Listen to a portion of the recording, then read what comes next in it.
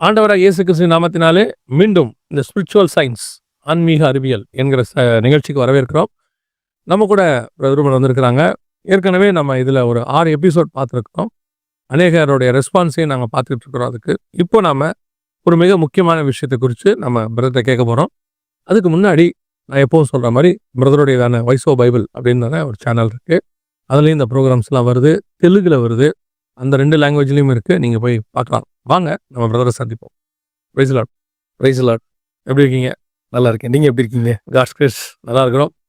இந்த நிகழ்ச்சியை கர்த்தர் அநேகருக்கு பயன்படுத்திட்டு இருக்கிறாரு. நான் இப்போ இந்த பார்க்குற க்ரௌடோடைய கமெண்ட்ஸ் அந்த மாதிரி சில விஷயங்கள்லாம் பார்க்கும் பொழுது ஒரு ஒரு புரிதல், இந்த விஷயம் அவங்களுக்கு போகுதுங்கிறது நம்ம நல்லா அண்டர்ஸ்டாண்ட் பண்ண முடியுது. ஏன்னா அவங்களோட கமெண்ட்லேயே அவங்க சொல்லக்கூடிய விஷயங்க எவ்வளோ தூரம் அவங்க அதை புரிஞ்சிருக்கிறாங்கன்றதை நம்மளால் பார்க்க முடியுது. Praise god. I think god நியமித்த விஷயம் நடந்துட்டு இருக்க மாதிரி தான் எனக்கு தெரியுது. Understand that. அதே மாதிரி நிறைய நீங்கள் சொன்ன மாதிரி கமெண்ட்ஸை பார்க்கும்போதும் ஒரு பாயிண்ட் இதில் ஆட் பண்ணணுன்னு நான் நினைக்கிறேன். என்னென்னா நிறைய ஃபார் எக்ஸாம்பிள் இப்போ ஜென்ரேஷன் ஜியை நம்ம ஃபோக்கஸ் பண்ணி பண்ணுறோம், யூத்தை ஃபோக்கஸ் பண்ணி பண்ணுறோம். நிறைய பேர் என்ன யோசிப்பாங்க, எஸ்பெஷலி ஒரு டீச்சர் இருக்காருன்னு வச்சுக்கோமே, சில விஷயங்கள் காமன் சென்ஸ் தானே, இது தெரியாதா அப்படிங்கிற மாதிரி மனப்பக்குவம் நிறைய பேருக்கு வரதுக்கு வாய்ப்பு இருக்குது. ஒரு ப்ரீச் பண்ணுறவங்களுக்கு, ஒரு பாஸ்டராக இருக்காரு அந்த மாதிரி அவங்களே அசீவ் பண்ணிப்பாங்க. ஆமாம், ஏன்னா அவங்க லெவலுக்கு அது சிம்பிளாக இருக்கும். இன்னொன்று என்னென்னா, அவங்க ஒரு ஃபீல்டில் நல்லா ஸ்ட்ராங்காக நம்மகிட்ட பேசுகிறத வச்சுட்டு இவங்களுக்கு எல்லாமே தெரியுங்கிற முடிவுக்கு நம்ம வந்துடுவோம். நான் ஏற்கனவே ஒரு டாப்பிக்கில் கூட பேசியிருக்கோம். அதாவது ஃபிசிக்ஸில் நல்லா இருக்கிற சயின்டிஸ்ட்டு கெமிஸ்ட்ரியில் கரெக்டாக இருப்பார்னு நம்ம சொல்ல முடியாது. அதே அளவுக்கு இன்டெலெக்சுவலாக அதில் இருப்பார் நம்ம சொல்ல முடியாது. இன்னும் சொல்லப்போனால் அவங்களுக்கு கெமிஸ்ட்ரி 0 கூட இருக்கலாம் இல்லையா? அந்த மாதிரி நிறைய விஷயங்கள் நம்ம சிலரை பார்க்கும்போது இவங்களுக்கு தெரிஞ்சிருக்கோம், இவங்க புரிஞ்சிருப்பாங்க, இவங்களுக்கு தெரியும், தெரிஞ்சிருக்கோம், புரிஞ்சிருக்கோம், இவங்களுக்கு தெரியும் அப்படிங்கிற கான்செப்டில் பார்ப்போம். பார்த்தா அவங்களுக்கு அந்த விஷயம் தெரியாமல் இருக்க வாய்ப்பு இருக்குது நிறைய. ஆமாம். எதனால் இதை நான் சொல்கிறேன் அப்படின்னா, 2 எபிசோடுக்கு முன்னாடி 5th எபிசோடில் ஏன் விசுவாசிக்கணும், ஏன் விசுவாசம் ஒரு நம்பிக்கை அவசியம் அப்படிங்கிறத பற்றி பேசணும். அதை நான் கெஸ் பண்ண மாதிரி கமெண்ட்ஸ் நிறைய வந்திருந்தது. நல்லா ஒரு கிளாரிட்டி கிடச்சிச்சின்னு போட்டிருந்தாங்க. என்னுடைய அண்டர்ஸ்டாண்டிங் ஏபிசிடியிலேருந்தே நம்ம ஆரம்பிக்கிறது பெஸ்ட்டு. எதாக இருந்தாலும் ஓகே, இவங்களுக்கு இது தெரிஞ்சிருக்கோம் அப்படின்னு நினச்சி நம்ம போக முடியாது, போகக்கூடாது. ஓகே, அது எஸ்பெஷலி இந்த ஜென்ரேஷனுக்கு அவங்களுக்கு இன்ஸ்டாகிராம், ஃபேஸ்புக்கில் காமன் சென்ஸில் எல்லாமே தெரியும். ஓகே, அது எப்படி யூஸ் பண்ணுறதுன்னு கேட்டிங்கன்னா அதெல்லாம் பேசிக் காமன் சென்ஸ் இன்றைக்கி இருக்க குழந்தைக்கு. ஆனால் ஸ்பிரிச்சுவாலிட்டியில் காமன் சென்ஸ் தெரியாமல் இருக்கக்கும் சான்ஸ் இருக்குது. ஸோ இதை நீங்கள் சொல்கிறது இன்னைக்கு உள்ள ஜென்ரேஷனுக்கு சொல்கிறீங்க. ஆமாம், ப்ரைமர்லி இந்த இன்னைக்கு இருக்க ஜென்ரேஷன், மேபி யூத்து. ஏன்னா சில இடத்துல பவுல் சொல்கிறாரு, உங்களுக்கு இதெல்லாம் தெரியும் நம்பி நான் பேசுகிறேன் அப்படிங்கிறாரு. அப்படி பார்க்கும்பொழுது அவங்களுடையதான ஸ்பிரிச்சுவல் ஸ்டாண்டர்டு, அவங்க வளர்ந்த விதம் எல்லாத்தையும் வச்சுக்கிட்டு அந்த சபைக்கு எழுதும்போது அப்படி எழுதுறாரு. இதை பற்றி நான் உங்களுக்கு சொல்ல வேண்டியதில்லை, நீங்கள் காலத்தை பார்த்தா போதராக இருக்க வேண்டியவங்க அப்படின்லாம் எழுதுறாரு. ஸோ நாம் கான்சன்ட்ரேட் பண்ண வேண்டியது இந்த ஜென்ரேஷன். நாம் இந்த ப்ரோக்ராம் முழுக்க முழுக்க யூத்ஸுக்கும் ஜென்சிக்கும். ஸோ அப்படி இருக்கும்போது இவங்கள நம்ம அண்டர்ஸ்டாண்ட் பண்ணியிருப்பாங்க தியாலஜியில் எல்லாம் அப்படின்ற நம்பிக்கையோடு போக முடியாது. ஸோ இவங்கள பேசிக்காக மேலே கொண்டு போகிறது தான் யூஸ்ஃபுல்லாக இருக்கும் இல்லையா? ஆமாம், ஏன்னா நம்ம சில நேரம் பேசுகிற சில டாபிக்ஸ் சில பேர் யோசிப்பாங்க, இதெல்லாம் தெரியாதாங்க, இதெல்லாமா உட்காந்து நீங்கள் பேசிகிட்டு இருக்கீங்க அப்படிங்கிற மாதிரி சில பேர் யோசிக்கலாம். ஆனால் இந்த ஜென்ரேஷனுக்கு அது கட்டாயமாக தேவை. ஏபிசிலேருந்து சொல்லி கொடுத்தா அவங்க நல்லா புரிஞ்சுக்குவாங்க. நான் எப்படி நினைக்கிறேன்னா, உங்கள் மூலயமா நம்ம பேசிகிட்டு இருக்க விஷயங்கள் எல்லாமே ஆவியானவர் நடத்துகிற விதத்தில் தான் இருக்குது. அவர் எப்படி ரீச் பண்ணுறாரு அப்படிங்கிறத நான் பார்க்குறேன். அப்போது ஒரு பேசிக் லெவல்லேருந்து நம்மளை செய்ய சொல்கிறாருன்னா அதுக்கும் ஒரு ரீசன் இருக்குன்னு தான் நான் விசுவாசிக்கிறேன். சரி, இன்றைக்கி நம்ம என்ன பிரதர் பார்ப்போம்? ஸோ லாஸ்ட் எபிசோட கண்டினியூஷன். லாஸ்ட் எபிசோடில் எங்கே முடித்தோம் அப்படின்னா, அட்டானமிக்கும் அந்த 2 மரத்துக்கும் என்ன சம்மந்தம் அப்படிங்கிறத பற்றி முடித்தோம். ஒரு சின்ன ஒரு 2-3 லைன் ரீகேப் சொல்லணும் அப்படின்னு பார்த்தீங்கன்னா, கடவுள் மனுஷனுக்கு என்ன கொடுத்தார் அப்படிங்கிறத எந்த வசனத்துலேருந்து தியானிக்க ஆரம்பித்தோன்னா, ஆதியாகமம் 1:27. தேவன் தம்முடைய சாயலாகவே மனுஷனை சிருஷ்டித்தார், அவனை தேவ சாயலாகவே சிருஷ்டித்தார், ஆணும் பெண்ணுமாக அவர்களை சிருஷ்டித்தார். ஸோ இதில் ஒரே ஒரு பாயிண்ட் மட்டும் நம்ம எடுத்துக்கிறோம். எப்படி கடவுள் ஒரு அட்டானமஸ் பீயிங்கோ, அட்டானமஸ் நிறைய பேர் கேட்டிருந்தாங்க தமிழில் சொல்லுங்கள் அப்படின்ட்டு. முடிஞ்ச அளவுக்கு டு அவர் லெவல் பெஸ்ட் நம்ம தமிழில் சொல்கிறதுக்கும் பார்ப்போம். கடவுள் மனுஷனுக்கு சுயாதீனம்னா ஃப்ரீ வில்னு நம்ம இங்கிலீஷில் பார்க்குறோம். அது மட்டும் கொடுக்கல, அட்டானமி, அதாவது தன்னாட்சி, சுயாட்சி, அந்த அதிகாரத்தை ஒருத்தனை கொடுக்குறாரு. அதுக்கு நம்ம எக்ஸாம்பிள்ஸ் பார்த்தோம். அதோட நிற்காம முழுமையான அட்டானமி கொடுக்குறாரு. ஓகே, பார்ட்லேயே வைக்காம. ஆமாம், இப்போ ஒரு மத்திய ஒன்றிய அரசாங்கம் இருக்குன்னா அது மாநிலத்துக்கு சுயாட்சி கொடுத்துருக்குறாங்க. ஆனா ஒரு லெவல்ல முழு சுயாட்சியை அவங்க கொடுக்கறது இல்ல. ஆமா. இல்லையா? ஒரு ஒரு சில அதிகாரங்களும் அவங்க தான் வச்சுக்கிறாங்க கையில. அந்த மாதிரி. அந்த மாதிரி. அதுதான் நம்ம ஒரு எக்ஸாம்பிள் வச்சு பார்த்தோம். ஒரு மனுஷனோட உயிரை எடுக்கிற அளவுக்கு அவனுக்கு அதிகாரம் கொடுத்துருக்காரு. அதான் அப்சல்யூட் அட்டானமி. அவர் முழுமையான தன்னாட்சி, சுயாட்சி. இதான் உரிமை அவனுக்கு கொடுத்தது. இதோட நிக்கல. இன்னொன்னு பார்த்தோம். இதுக்கு அடுத்தது வந்து இந்த முழுமையான ஆட்சி செய்கிற அதிகாரம். இந்த உலகத்தின் மேல அவனுக்கு ஆட்சி செய்த அதிகாரத்தை மொத்தத்தையும் அவன் கையில கொடுத்துட்டாரு. ஆண்டு கொள்ளுங்கள்னு அவர்கிட்ட சொல்லிட்டாங்க. ஆண்டு கொள்ளுங்கள்னு சொல்லிட்டு அதுக்கு ஒரு எக்ஸாம்பிள்ஸ்லாம் பார்த்தோம். இதோட லாஸ்ட் டைம் நிப்பாட்டணும். Okay. இதுல இன்னொரு எக்ஸ்டென்ஷன் பாத்தீங்கன்னா, நீங்க எதை வேணாலும் பிலீவ் பண்றதுக்கு அட்டானமி கொடுத்துருக்காரு, நம்மளுக்கு சுதந்திரம் கொடுத்துருக்காரு. இதுதான் அப்படின்னு வகையறுத்து நம்ம பார்க்காதபடி நம்ம இஷ்டம் எதை வேணாலும் விசுவாசிக்கலாம். எதை வேணாலும் விசுவாசிக்கலாம். ஒரு சின்ன ஒரு ஃபன்னி எக்ஸாம்பிள் சொல்லணும் அப்படின்னா, சென்னையில இருந்து ஒருத்தர் மதுரைக்கு போயிட்டு இருக்காரு. போயிட்டு இருக்கும்போது அந்த ரோடு போற இடத்துல ஒரு 2 சென்டரிங் கம்பி நீட்டிட்டு இருக்குன்னு வச்சுக்கோங்க. இதுதான் உலகத்தை படைத்த கடவுளுடைய வெளிப்பாடு அப்படின்னு நம்பணும்னா கூட ஒருத்தர் நம்பலாம். அந்த அதிகாரம் அவருக்கு இருக்கு. அந்த அதிகாரம் அவருக்கு இருக்கு. அது காட் அது அவருக்கு கொடுத்து வச்சிருக்கிறார். ஆமா. இல்லாட்டி இவங்க இன்னும் கொஞ்சம் வேற மாதிரி சொல்லணும்னா, இந்த உலகத்தை படைச்ச சக்தி அதுக்குள்ளதான் அடங்கி இருக்குன்னு நம்பணும்னாலும் அவன் நம்பலாம். இப்போ ஒரு கொஸ்டின் வரும். இதை ஏன் வந்து இது இப்படி நம்ப முடியாத அளவுக்கு கடவுள் ப்ரோக்ராம் பண்ணிருக்கலாம்ல? அவருக்கு முடியாதா இல்லாட்டி தெரியாதான்னு கேட்டா, நல்லா முடியும், நல்லா தெரியும். ஆனா பண்ணல. பர்பஸா பண்ணல. ஏன்னா அவங்க அந்த ஹியூமன் பீயிங் ஒரு மனுஷன் இருக்கானா, அவன் எதை வேணாலும் நம்புறதுக்கு 100க்கு 100 அதிகாரம் அவனுக்கு கொடுத்துருக்காரு. அவன் எதை நம்பணும் எதை நம்பக்கூடாதுங்கிறது அவன்கிட்டே உரிமையை கொடுத்துட்டாரு. நன்மை தீமை ரெண்டுத்தையும் முன்னாடியே வச்சிடறேன் நான். ஆமா. நீ எதை வேணாலும் செலக்ட் பண்ணிக்கோ. கரெக்ட். அது கத்தர் கொடுத்த அதிகாரம். அதுதான் அந்த சுயாட்சிங்கிற அதிகாரம். இல்ல நீங்க சொல்லும் போது எனக்கு தோன்றதை சொல்றேன். ஒரு சிலர்ல அந்த கேள்வி கேட்கறாங்கல்ல, ஏன் காட் அங்க கொண்டு போய் அந்த மரத்தை வச்சாரு, வைக்காம இருந்திருக்கலாம்ல, அப்ப அவன் சாப்பிட்டுருக்க மாட்டான் இல்ல அப்படின்னும் போது, நான் உங்களுக்கு கொடுக்குற அதிகாரத்தை நீங்க யூஸ் பண்றதுக்கு நான் ஒரு வழிவகை செஞ்சாதானே நான் உங்களுக்கு கொடுத்த அதிகாரத்துக்கு மதிப்பு இருக்கு. எக்ஸாக்டா சொன்னீங்க இல்லையா? இப்போ உங்களுக்கு அதிகாரத்தையும் கொடுத்துட்டு நீங்க அதிகாரம் பண்றதுக்கான ஒண்ணுமே இல்லை. நான் அந்த காலத்துல ஒரு நாடகம் பார்த்துருக்கேன், ரசிக்கப்படுறதுக்கெல்லாம் முன்னாடி. அதுல என்னன்னா, இந்த கம்பெனிக்கு இவர் தான் இன்னில இருந்து டைரக்டர் அப்படின்னு சொல்லிடுவாங்க. ஆனா அவருக்கு அதுல ஒரு வேலையும் இருக்காது. அவர் வந்து மருமகன், மாமனார் அவரை டைரக்டர் ஆக்கிடுவார். ஆக்கினோடனே இவர் போய் மருமகன் கேட்பாரு, இந்த ஃபைல மாமா கையெழுத்து போட்டாரு எல்லாத்தையும் அடிப்பாங்க. இந்த சம்பளம் மாமா எல்லாருக்கும் கொடுத்து முடிச்சிட்டாரு அப்படின்னு. இப்படி எதை கேட்டாலும் மாமா செஞ்சுட்டாரு, மாமா செஞ்சுட்டாரு, மாமா செஞ்சுட்டாருன்னு இவன் ஒரு இடத்துல கேட்பான், நான் என்னதான் பண்ணணும்? இப்போ எனக்கு என்ன சார், நீங்க டைரக்டர், வாங்க உட்காருங்க, எல்லாத்தையும் பாருங்க, சம்பளம் வாங்குங்க, போங்க. உங்களுக்கு ஒரு வேலை இங்க இல்லை. அவன் சொல்லலாம், அப்புறம் எதுக்கு நான் இங்க? இல்லையா? இதே கான்செப்டா இப்போ நான் இங்கே யோசித்து பார்க்குறேன். அழகா சொன்னீங்க. அதுக்கு தான் இப்போ ஆக்சுவலி வரோம் நம்ம. ஓகே. இப்போ இவங்க கேட்பாங்க இல்லையா, அதாவது வச்சா திம்பான்னு தெரியும்ல, வச்சும் தெரிஞ்சு வச்சாரா? இதுதான் நம்ம போன எபிசோட்ல இந்த கொஸ்டின்ஸ்லாம் வச்சு ஆரம்பிச்சோம். ஏன் வச்சார் 2 விஷயம் 2 மரத்தை அப்படின்னு கேட்டிங்கன்னா, நீங்க சொன்ன மாதிரி 2 மரம் கிடையாது, அது 2 சாய்ஸ். அந்த தேர்வு எடுக்கிறதுக்கு சுதந்திரம் கொடுக்குறாரு. ஆப்ஷன் 1, அதாவது சாய்ஸ் நம்பர் 1, சாய்ஸ் நம்பர் 2. ஒன்று வந்து ஒரு மரத்தின் பேரு ஜீவ விருட்சம், அது ட்ரீ ஆஃப் லைஃப் அப்படின்னு நம்ம பார்க்குறோம். இன்னொரு மரத்து பேரு ட்ரீ ஆஃப் டெத்துன்னு நான் அதை சொல்லுவேன். அப்படிதான் சொல்லியிருக்கேன். ஏன்னா அதை புசிக்கும் நாளிலே நீங்க சாகவே சாவீர்கள் அப்படின்னு ஆண்டவர் சொல்றாரு. இது 2 அவனுக்கு கொடுக்குறாரு. ஏன் கொடுத்தாரு அப்படின்னா சிம்பிள். இந்த அட்டானமி எக்ஸசைஸ் பண்றதுக்கு, இந்த தன்னாட்சியை பிரயோகப்படுத்துறதுக்கு உங்களுக்கு சாய்ஸ் கொடுத்தே ஆகணும். ஒருவேளை சாய்ஸ் இல்லாம, ஆப்ஷன் இல்லாம தன்னாட்சி அதிகாரம் கொடுத்தா அந்த அதிகாரத்துக்கு மீனிங்கே கிடையாது. இப்போ நீங்க சொன்னீங்க இல்லையா, எக்ஸாக்ட்லி.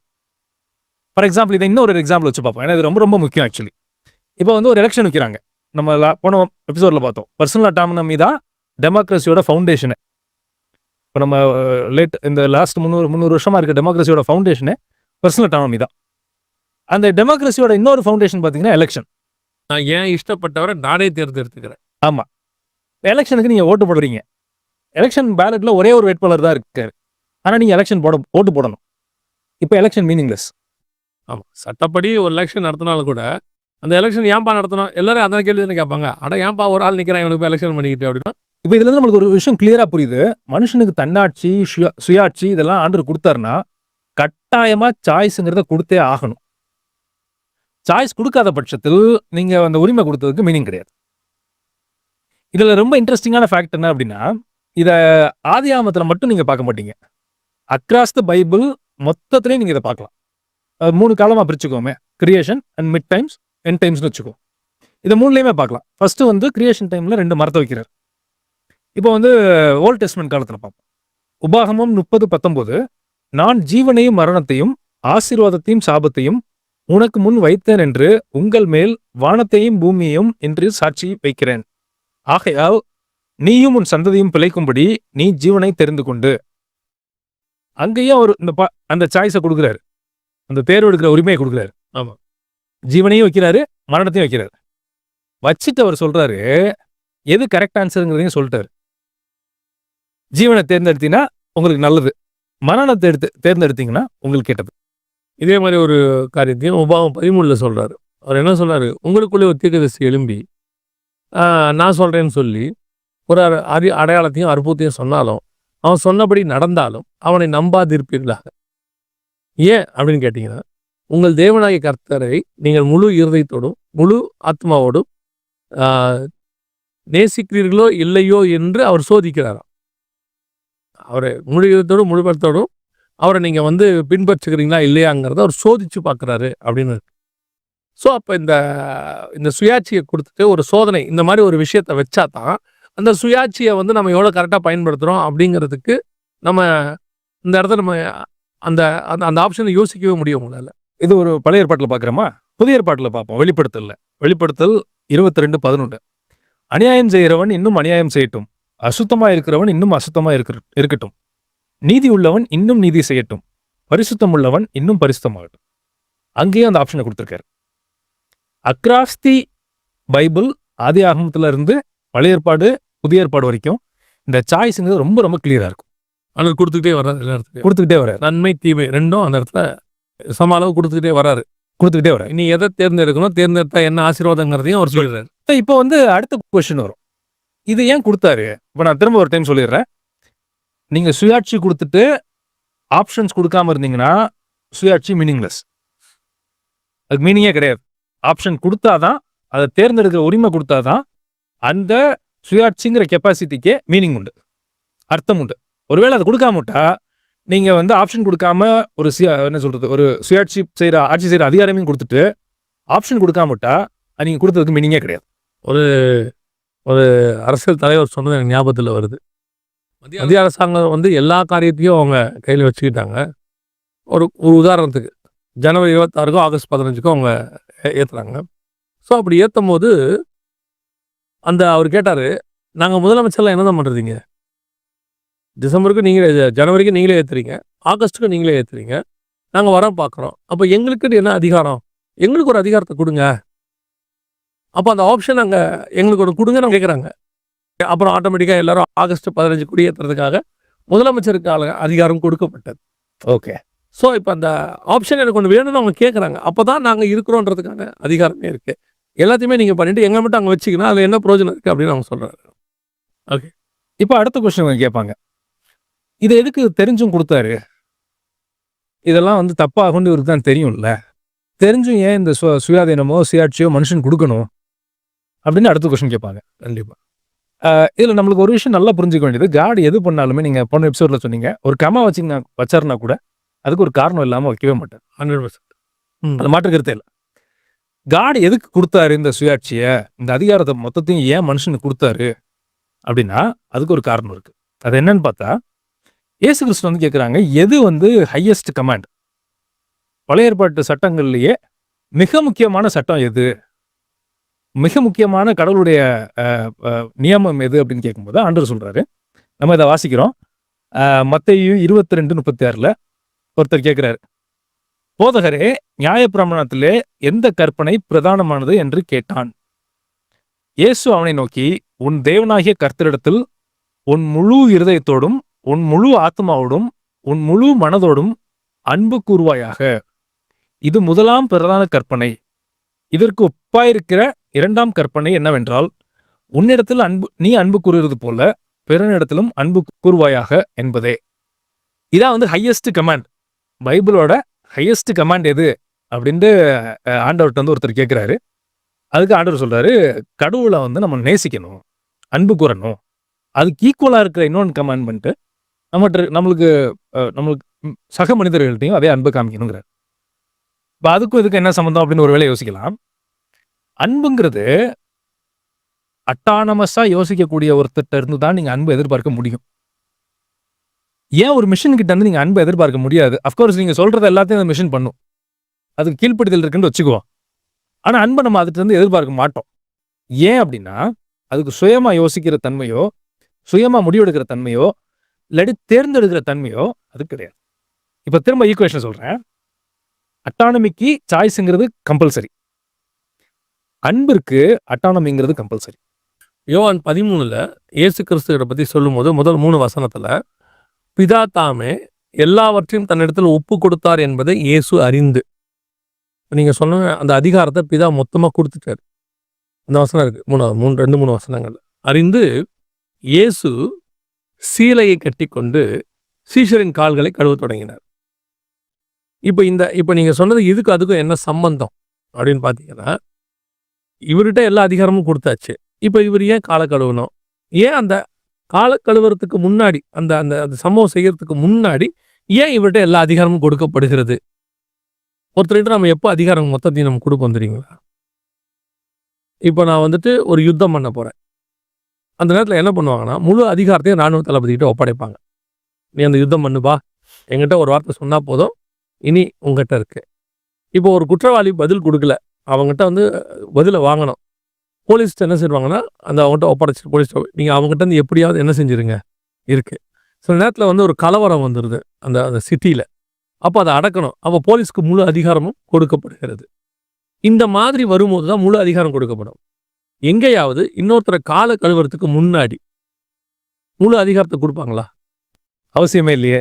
இப்போ நீங்கள் சொன்ன சுயாதீனத்துக்கும் அன்புக்குமான கனெக்ஷன் அங்கே தான் வருது. நான் உணர்றேன். நான் பார்க்கும்போது எப்படி வருதுன்னா, முழு அதிகாரத்தை இயேசு கொடுத்துட்டாரு. இயேசு கிட்ட கொடுத்துட்டாரு பிதா. இப்போ பிதா சொல்றாரு அவங்க கால்களை, ஏன்னா இயேசு சொல்றாரு, பிதா எனக்கு என்ன சொல்ல நான் காணிக்கிறேனோ அதை தான் செய்கிறேன்னு சொல்றாரு. ஸோ இப்போ பிதா சொல்றாரு அவங்களுடைய கால்களை எல்லாம் கழுவுங்க அப்படின்னு சொல்றாரு. இந்த முழு அதிகாரத்தை வச்சுக்கிட்டு நான் காலை கழுவணும் அப்படின்னா பிதா மேல உள்ள அன்பும் அவருக்கு கீழ்ப்படியணுங்கிற எண்ணம் இல்லாமல் இதை நான் செய்ய முடியாது. வாய்ப்பே இல்லை. ஸோ நான் எவ்வளவுக்கு எவ்வளவு இவரை நேசிக்கிறேனோ அவ்வளவுக்கு அவ்வளவு இவர் சொல்றதுக்கு நான் கீழ்ப்படிவேன். அதுல ஒண்ணு, இவர் என்ன என்கிட்ட அதிகாரத்தை கொடுத்து நான் என்ன இது பண்ணாலும் ஆனா அவர் சொல்றதை நான் செய்வேன். ஸோ சுயாதீனத்தையும் நான் கரெக்டா யூஸ் பண்றதுங்கிறது இவர் மேல வச்சிருக்கிற அன்பை பேஸ் பண்ணி தான் இருக்கு. கரெக்டா? அழகா சொன்னீங்க நீங்க. இல்லை, எக்ஸாக்டா சொன்னீங்க. இதோட எக்ஸ்பான்ஷன் தான் பிதா எல்லா அதிகாரத்தையும் கொடுத்துட்டு போய் சிலுவை தூக்கிட்டு போங்கிறாரு. நீங்க எல்லாருக்காக அடி வாங்குங்க, முகத்துல துப்பு வாங்கிக்கங்க, சரீரத்தை அடிக்க ஒப்பு கொடுங்க, இதெல்லாம் சொல்ல சொல்ல இவர் செஞ்சுக்கிட்டே இருக்காரு. முழு அதிகாரமும் இவர் கையில் இருக்கு. பிதா எல்லாவற்றையும் ஒப்பு கொடுத்தார். அதே அதிகாரத்தில் இருக்கு. நியாய தீர்ப்பு செய்யும் அதிகாரத்தை பிதா தாமே இயேசுகிட்ட ஒப்பு கொடுத்துட்டாராம். இவன் தப்பு பண்ணா அவனை நியாயத்திருக்கிற அதிகாரம் யார்கிட்ட இருக்கு? இயேசு கிறிஸ்து. பிதாவுக்கு என்ன ஆசைன்னா இவங்களை மன்னிக்கணுங்கிறது. இப்ப இவர்கிட்ட மொத்த அதிகாரத்தையும் கொடுத்துட்டு அவங்கள இவர் அடிக்க வச்சுட்டு இப்ப பிதா இவர்கிட்ட என்ன எக்ஸ்பெக்ட் பண்றாருன்னா அவங்கள மன்னிச்சிருங்கிறார். அப்ப இந்த சுயாதீனத்தினுடைய அர்த்தம் என்ன? இவ்வளோ என்கிட்ட நீங்க கொடுத்துட்டீங்க, அவங்ககிட்ட அடி வாங்க சொல்றீங்க, அவன் துப்புவா நான் வாங்கிக்கிறேன், அவனை மன்னிக்கவும் செய்ய சொல்றீங்க, நான் மன்னிக்கவும் செய்யறேன். அப்ப இந்த அதிகாரத்துடைய அர்த்தம் என்ன அப்படின்னும் போது, இந்த அதிகாரத்தை நான் அவங்க கையில கொடுத்து இவ்வளோத்தையும் செய்ய சொல்லும்போது நீ செய்யும் போதுதான் இந்த அதிகாரத்துக்கு நீ எவ்வளவு என்னை மதிக்க கொடுக்குற, எவ்வளவு தூரம் என்னை நேசிக்கிறன்றதை நான் இதை வச்சு தான் பார்க்க முடியும் அப்படின்னு நான் புரிஞ்சுக்கிறேன். கரெக்டா? அது அழகா சொன்னீங்க, பர்ஃபெக்டா சொன்னீங்க, ரொம்ப எலாபரேட்டாகவும் இதை சொன்னீங்க. இந்த அதிகாரத்தை தான் ஆதாம்கிட்ட கொடுத்தாரு ஆண்டவர். ஆதாம்கிட்ட என்ன நினைச்சாரு அப்படின்னா, எனக்கு பிடிக்காதான் அவன் சாப்பிட மாட்டான், சாப்பிடக்கூடாது. ஆனா நான் அதுக்குன்னு உரிமை கொடுக்காமலும் இருக்க முடியாது. ஏன்னா உரிமை கொடுத்தாதான் அன்புங்கிறதுக்கே மீனிங்ஃபுல் இருக்கு, மீனிங்கே இருக்கு. அப்பதான் அவன் சாப்பிடாம இருந்தாதான் அவன் நேசிக்கிறான்றதை நான் புரிஞ்சுக்க முடியும். அதுதான் அர்த்தமே. இவனுக்கு இந்த சாய்ஸை நான் கொடுக்காம இருந்தா இவனுக்கு தன்னாட்சி சுதந்திரம் கொடுத்ததுக்கு மீனிங் கிடையாது. ஸோ அதனால மனுஷனுக்கு தன்னாட்சி செய்யற அதிகாரத்தையும் கொடுக்குறாரு, அதை எக்ஸசைஸ் பண்றதுக்கு 2 சாய்ஸையும் கொடுக்குறாரு. நம்ம என்ன பண்றோங்கிறத இப்படியே பார்த்துட்டு இருக்காரு. அவரை சூஸ் பண்றோமா, அவரை நேசிக்கிறோமா, அன்பு கூறுறோமா இல்லையா, அந்த என்விரான்மெண்ட்டை பெர்ஃபெக்டா போட்டு கொடுத்தாரு. இதுதான் காட் பண்ணத அந்த 2 சாய்ஸஸ்க்கு காரணமே. இந்த காரணத்தை இயேசு அழகா நிறைவேற்றி முடிக்கிறார்ல, இவ்வளவு பெர்ஃபெக்ட்டா. பிலிப்பியர்ல வசனம் சொல்லும், அவர் தேவனுடைய ரூபமாய் இருந்தும் தற்சரூபமாய் இருந்தும் தேவனுக்கு சமமாய் இருந்தும் அதை கொள்ளையாடின பொருளாய் எண்ணாமல் முடிவு பரியந்தம், சிலுவையின் முடிவு பரியந்தம் தன்னை தாழ்த்தினார். இந்த சுயாதிகாரத்தை கொடுத்துட்டு இந்த சாய்ஸை கொடுக்குறாரு. நீ அவனை நியாயத்திருக்கிற அதிகாரமும் உன் கையில இருக்கு, அவனை மன்னிக்கிற அதிகாரமும் உன் கையில இருக்கு, 2 உன் கையில இருக்கு. நன்மை தீமையத்துக்கு கனியும் இருக்கு, ஜீவ விருட்சமும் இருக்கு. இப்ப இயேசு சொன்னா நித்திய ஜீவன் கிடைச்சிடும் அவனுக்கு. இயேசு நியாயம் தீர்த்தாரா அவன் செத்துருவான். எல்லா அதிகாரமும் அவர்கிட்ட இருக்கு, எல்லா அதிகாரம் கையில இருக்கு. இந்த 2த்தையும் கொடுத்துட்டு இப்ப எதிர்பார்த்தது என்ன அப்படின்னு கேட்டா, நான் இவனை மன்னிக்கணும்னு விரும்புறேன், அதே சுபாவம் உங்களுக்கு வரணும். அது எப்படி, என்ன இவ்வளவு அடிக்கிறவன நான் எப்படி மன்னிக்க முடியும், இவ்வளவு அதிகாரம் அப்புறம் என் கையில எதுக்கு அப்படின்னு சொன்னா, ஆதாம் செஞ்ச அதே தப்பை ஏன் செஞ்ச மாதிரி ஆயிடும். அவரும் ஆண்டவர் பிதாவை நேசிக்காத மாதிரி ஆயிரும், நேசிக்காத மாதிரி ஆயிடும். அன்பார்ச்சுனேட்லி என்னன்னா, ஆதாம் வந்து ஃபெயில் ஆயிட்டாரு. 2ஆம் ஆதாம் ஆகிய இயேசு கிறிஸ்து சக்சஸ் ஆயிட்டார். அது சொல்ல போனா ஆதாமுக்கு கொடுத்த அதிகாரத்தோட வானத்திலையும் பூமிக்கும் இருக்கு எல்லா அதிகாரமும் இருக்கு. நியாயம் தீர்க்கிற அதிகாரமே இருக்கு, நரகத்துக்கு பரலோகத்துக்கு அனுப்புற அதிகாரமும் இவங்ககிட்ட வந்துருச்சு, இவர்கிட்ட இருக்கு. இவ்வளவு இன்ஃபினிட் அதிகாரத்தை வச்சுட்டு அவரு சாதாரணமா போய் அவரு ஒரு சாதாரண மனுஷன் தொங்குற மாதிரி தொங்கி அது அன்பை நிரூபிக்கிறதுக்காக பண்ணி காமிச்சார். ஸோ இதுதான் இந்த அனாலஜி. இன்னைக்கும் அந்த சாய்ஸ் இருக்கு. ஒரு மனுஷன், கடவுள் வந்து நம்மளை நேசிக்கிறார். ஏன்னா நம்மளுக்கு வசனம் தெளிவா சொல்லுது, 1 யோவான் 4:19 வாசிக்கிறோம், அவர் முந்தி நம்மில் அன்பு கூர்ந்தபடினால் நாமும் அவரிடத்தில் அன்பு கூறுகிறோம். அன்பை தவிர்க்கிற அதிகாரமும் நம்மகிட்ட தான் இருக்கு. ஆண்டோடைய அன்பை ஏத்துக்கிறது நம்ம கையில் தான் இருக்கு, ரிஜெக்ட் பண்றது நம்ம கையில் தான் இருக்கு. இப்ப இதை நீங்க நான் பிலீவருக்குன்னு சொல்லுவீங்களா, பிலீவருக்குன்னு சொல்லுவீங்களா? 2 பேருக்குமே சொல்லுவேன். 2 பேருக்கு சொல்லுவேன். அதனாலதான் நான் ஆரம்பிக்கும் போது சொன்னேன், ஒரு மனுஷன் எதை பிலீவ் பண்றதுக்குனாலும் அவனுக்கு அதிகாரம் இருக்கு. அது நான் பிலீவருக்கு. கிறிஸ்துவையும் பிலீவ் பண்ணலாம், இல்லாட்டி அவங்க எதை வேணாலும் பிலீவ் பண்ணலாம். நம்ப கூடாதுன்ற அந்த அதிகாரத்தை அவர் சொல்லவே இல்லை. எதை வேணாலும் ஒருத்தன் பிலீவ் பண்ணலாம். ஆனா ஏத்துக்கிற, அதை என்ன சொல்றது, இயேசு கிறிஸ்துவை ஏத்துக்கிற அதிகாரமும் அவரை ரிஜெக்ட் பண்ற அதிகாரமும் அந்த மனுஷன் கையில இருக்கு. இது விசுவாசிக்கும் பொருந்தும். ஆமா, எவ்வளவுக்கு எவ்வளவு கர்த்தருடைய வார்த்தைக்கு நீங்க கீழ்ப்படுகிறீங்களோ அவ்வளவுக்கு எவ்வளவு நேசிக்கிறீங்கன்னு அர்த்தம் இல்லையா? இந்த அவருடைய கற்பனைக்கு கீழ்ப்படிஞ்சு அவர் சொல்லுகிறபடி செய்யறது தான் அவர் சுயாதீனத்தை நான் கரெக்டா பயன்படுத்துறதுக்கான வெளியரங்கமான அடையாளம். அதோட உள்ளரங்கமான அடையாளம் அவரை நேசிக்கிறேங்கிறது, அதை நேசிக்கிறேங்கிறது. அவ்வளவுதான். இதுதான் ஆக்சுவலா கர்த்தர் கொடுத்திருக்கிற அந்த ஓன் வில், சுயசித்தம், சுய ஆட்சி, ஆமா, சுயாதீனம் எல்லாத்துக்குமான பேஸா இருக்கு இல்லையா? ஃபவுண்டேஷன். அப்ப இன்னைக்கு நம்முடைய ஒவ்வொரு காரியங்களையும் அன்றாட வாழ்க்கையிலிருந்து நான் பார்க்குறேன், ஸ்பிரிச்சுவாலிட்டி வரைக்கும் அல்லது மினிஸ்ட்ரி வரைக்கும் பார்க்குறேன். இந்த அதிகாரம் சரியாய் பயன்படுத்துறோமா? அதுதான் ஒரு பெரிய கொஸ்டின் மார்க் இன்னைக்கு இல்லையா? பல இடங்கள்ல நம்முடைய மாம்சம் வெளிப்படுது, நம் சித்தம் வெளிப்படுது. எனக்கு ரொம்ப பிடிச்ச ஒரு விஷயம், திருப்பி அதில் தான் வரேன். ஆக்சுவலா 13ஆம் அதிகாரத்துல இயேசு எல்லா அதிகாரத்தையும் கொடுத்துட்டாரு. எல்லா அதிகாரத்தையும் கொடுத்த பிறகு ஒருத்தன் என்னை அடிக்க போறான், கொல்ல போறான், என்னை சிலுவையில் ஏற்ற போறாங்கிறதையும் இவருக்கு சொல்லிட்டாரு. இன்னைக்கு நைட்டு உன்னை பிடிச்சி தூக்கிட்டு போக போறாங்க உங்களை அப்படிங்கிறதையும் பரலோகம் சொல்லிருச்சு. போய் கெத்செமனேல ஜெபம் பண்ணும்போது அந்த 100% அவர் ஆவியில இருக்கிறாரு, 100% மாம்சத்தில் இருக்கிறாரு. இன்னும் ஏன்னா மாம்சத்தில் இருந்தால் தான் அந்த அடி வாங்குறது அர்த்தம் இருக்கு. கரெக்ட். ஸ்பிரிட்ல இருந்து அடி வாங்கினா அவங்களுக்கு அது பெரிய விஷயமே இல்லையே. இது லாஜிக்கே இல்லைல்ல. பெயின் அவருக்கு இருந்தால் தானே அடி வாங்கினதுல அர்த்தம் இருக்கு. பிளட் வெந்தா தானே அர்த்தம் இருக்கு. அவர் கிழிக்கும் போது அவருக்கு வலிக்கணும்ல, வலிச்சா தான் நான் பாடு அனுபவிக்கிறேன்றதுக்கு அர்த்தம். எனக்கு மரத்து போற எல்லா இன்ஜெக்ஷனையும் போட்டுட்டு என்ன வெட்டினாலும் எனக்கு ஆப்ரேஷன் பண்ற மாதிரி வெட்டினா எனக்கு தெரியாதுன்னா அது அந்த பாடு அனுபவிக்கிறதுல ஒரு மேன்மையே கிடையாதுல்ல. ஸோ அவர் 100% பாடியில தான் இருக்கிறாரு. இதோடைய உச்சந்தான் உமக்கு சித்தமானால் இந்த பாத்திரம் என்னை விட்டு நீங்கும் படி செய்யும். அதான் நான் மாம்சத்துல இருந்தாருங்கிறதுக்கான. ஏன்னா அதை பார்த்தோன்னா அவருக்கு ஒரு விதமான பிரமிப்பு, பயம் வருது. இதை செய்ய முடியுமா நம்மளால? உமக்கு சித்தமானால் இது 100% மாம்சத்துல இருந்தாருன்றதுக்கு அர்த்தம். 100% அவரை நேசிச்சாருன்றதுக்கு என்ன அர்த்தம்னா, யார் பிதாவை நேசிச்சாருக்கு அர்த்தம்னா ஆகிலும் என் சித்தத்தின்படி அல்ல, உம்முடைய சித்தத்தின்படி ஆகிறது. இப்போ என்கிட்ட எல்லா அதிகாரத்தையும் கொடுத்துருக்கீங்க ஆண்டவரே, என்னால் செய்ய முடியும். ஆனால் இதை என்னால் பண்ண முடியுமான்னு பயமாகவும் இருக்குது, என்னால் முடியுமான்னு தெரியல. ஆனாலும் நீங்கள் சொல்கிறத நான் செய்ய ரெடியாக இருக்கேன். நீங்கள் என்ன சொல்கிறீங்க? உங்கள் இஷ்டப்படி மட்டும் என்ன செய்யும். இதான் டெமான்ஸ்ட்ரேஷன் ஆஃப் என்ன சொல்கிறது 100% லவ். ரெண்டுத்தையும் ஒரே இடத்துல எக்ஸ்பிரஸ் பண்ணுவார். அப்படியே எனக்கு அது அப்படியே அதை கேட்கும் போதெல்லாம் இதில் 0.0001% நம்ம லைஃப்பில் எங்கேயாவது ஒரு இடத்துல செஞ்சிட்டோம்னா அந்த தேவை சாயலில் கொஞ்சமாவது வந்துடும் நினைப்பேன் இல்லையா? நம்ம இன்றைக்கும் பவுல் எழுதுறார் ரோமருக்கு எழுதும்போது, எனக்குள்ளிருந்து ஒரு பிரமாணம் போராடுகிறது. நான் இதை செய்யக்கூடாதுன்னு நினைக்கிறேன், ஆனால் எனக்குள்ளிருந்து ஒரு பிரமாணம் போராடுகிறது. இன்றைக்கும் நமக்கு அது நடந்துக்கிட்டு தான் இருக்குது எல்லா இடத்துலையும். நம்மளால் அதை ஜெயிச்சு வர முடியுமா அப்படிங்கிறத நம்ம யோசிச்சு பார்க்க வேண்டிய இடத்துல இருக்கணும். ரொம்ப ரொம்ப நல்ல எபிசோட். நான் ரொம்ப என்ஜாய் பண்ணி அல்லது நான் ரொம்ப ஸ்பிரிட்டில் உணர்ந்த எபிசோடில் இதுவும் ஒன்றா இருக்குது. ஸோ இதுதான் நம்மளுக்கு காடு கொடுத்த உரிமை. இது இந்த உரிமையை நம்ம யூஸ் பண்ணுறதுக்கு அதிகாரத்தை நம்ம கையில் தான் கொடுத்துருக்காரு.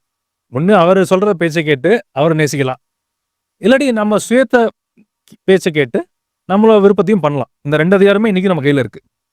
அந்த அந்த அந்த ஜீவ விருட்சத்தை சூஸ் பண்ணுறோமா இல்லாட்டி மரண விருட்சத்தை சூஸ் பண்ணுறோமாங்கிறது நம்ம கையில் தான் இருக்குது.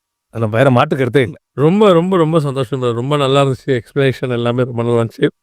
இவங்களுக்கும் ரொம்ப பிரயோஜனமாக இருக்கும். நான் கத்தருக்குள்ளே நம்புகிறேன், விசுவாசிக்கிறேன். கத்தருக்கு சித்தமானால் நம்ம அடுத்த எபிசோடில் என்ன பார்க்குறோன்னு ஏதோ சொல்கிறோமோ இல்லை இது தொடர்ச்சி தான் பார்க்க போகிறோம். இது தொடர்ச்சியாக தான் அடுத்த எபிசோட். ரொம்ப சந்தோஷம். இந்த நிகழ்ச்சியை நீங்கள் கண்டிப்பாக உங்கள் ஆவிக்குரிய வாழ்க்கைக்கு மிகுந்த பிரயோஜனமாக இருக்கும்னு கத்தருக்குள்ள நான் விசுவாசிக்கிறேன்.